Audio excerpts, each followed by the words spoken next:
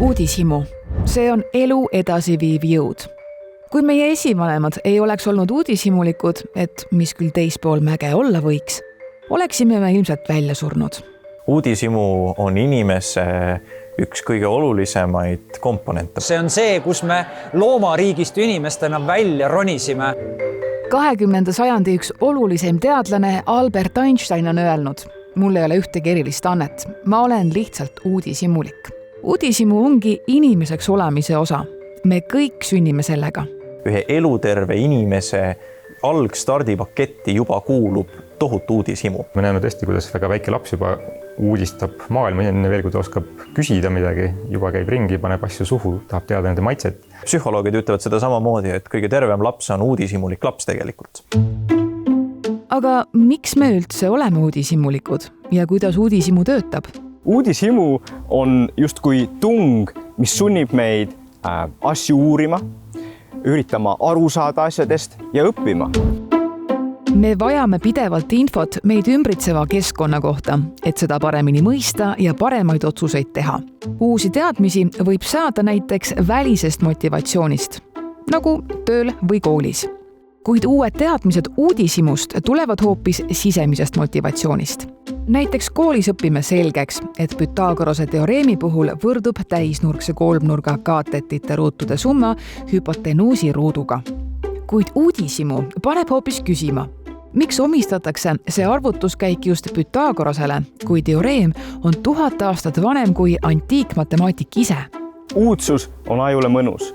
Kui midagi uut kogeme, kuuleme, näeme, mõtleme, siis ajus siin keskel olevad mõnustruktuurid saadavad signaali, mis ütlevad, see oli tore, tee veel. Kui näiteks mõni huvitav fakt või toa tagumisest nurgast tuleb tundmatu heli tekitab uudishimu, siis käivitub ajus nii-öelda uudishimu keskus. Kõigepealt aktiveerub ajus see osa, mis reageerib ebameeldivale olukorrale. See saadab signaali, et oled olukorras, mille kohta sulle teadmine puudub. Seejärel reageerivad need ajuosad, mis vastutavad õppimise ja mälu eest, et sa saaksid efektiivsemalt õppida ja seda ka meelde jätta. Ja kui sa sel momendil hakkadki uut infot talletama, siis juhtub midagi veel põnevamat. Sa saad sellest mõnusignaali. Ja nii ongi. Su aju tasustab sind uudishimu eest. See mõnusignaal on väga tähtis, sellepärast, et ta suunab inimest, kes on uudishimulik, ta paneb neid uusi asju tegema ja mõtlema. Kuigi me kõik sünnime uudishimulikena ja uudishimu on ajule mõnus, siis kipub see ajapikku inimestes kaduma. 1., 2., 3., 4. klass, siis nad on kõik sellised suured looduse ja teadushuvilised ja uurimishuvilised, aga 6., 7. tuleb selline puberteediperiood, kui ajaloos nimetatakse seda pime keskaeg, eks ole. Siis inimesel huvid lihtsalt keeratakse kõrvale natukene. Mingite eluvalude, ebameeldivate õppetundide, pärsitud sellise elurõõmu tõttu kaob uudishimu tihti ära. Ja see on tegelikult meeletult kurb asi, mida vaadata kõrvalt, et väga uudishimulikust lapsest võib saada väga ebahuvitatud täiskasvanu.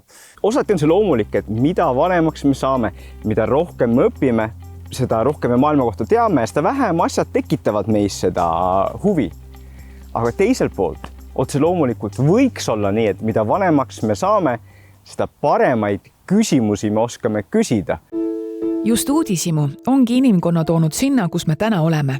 Tänane teadus, meditsiin, tehnoloogia. Kõige selle käivitajaks on ürgne uudishimu, mis paneb meid tahtma pidevalt edasi areneda ja uusi lahendusi leidma. Kuid huvitaval kombel on uudishimust tõukunud areng meid hoopis omamoodi nõiaringi viinud. Inimene võib olla uudishimulik, aga nüüd on tal võimalik seda uudishimu rahuldada lihtsalt nii, et võtab selle telefoni välja ja muudkui rahuldad seda uudishimu, muudkui rahuldad. Ja aju jaoks on see ka mõnus, sa ei pea siis midagi tegema, sa ei pea midagi leiutama, midagi mõtlema.